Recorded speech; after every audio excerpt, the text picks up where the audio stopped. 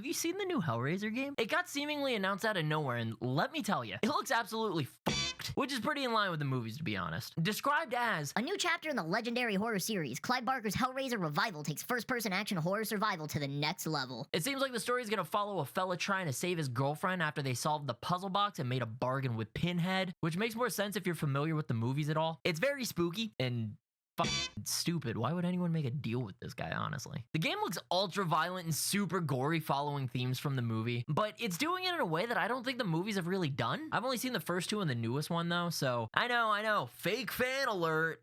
Tell me in the comments, I guess. As far as gameplay goes, we haven't seen too much, if any, really, but it does seem like it's gonna be closer to like a Resident Evil 7 or Village type of game, which is fine, I guess. It seems like there's gonna be some stalker type enemies too, which would be really cool. I personally think this would do well if it followed the Outlast formula, focusing more on running rather than fighting. But we'll see. Maybe the fighting instances will feel like real survival. Maybe it'll feel like a real fight, like each one is like, oh, super dangerous to do. I don't know. I'd love to know what you think though. In any case, I'd recommend checking out the trailer for yourself. I can't really show any of it here because of terms of service. If you know Hellraiser, then you can guess why. And for those of you that maybe don't know, Clive Barker's a real freak, and Hellraiser is a horror movie franchise of his dating all the way back to the 80s, with the most recent being 2022's Hellraiser being the 11th in the franchise. And while the first few films gave us several memorable characters and freaks, the most iconic is Pinhead, which is a terrible name, honestly. Personally, I think Pinhead became the franchise mascot because he's one of the few monsters that can talk, and he's the only one that you could put on the cover without having to get it pulled from shelves immediately. In any case, I'm not sure why it seems like every year we get a new video game based on an older movie IP, but man, am I stoked that these are finally starting to look good. Fingers crossed this is more of a Robocop and Alien Isolation success and not like a Blair Witch dud. But let me ask you,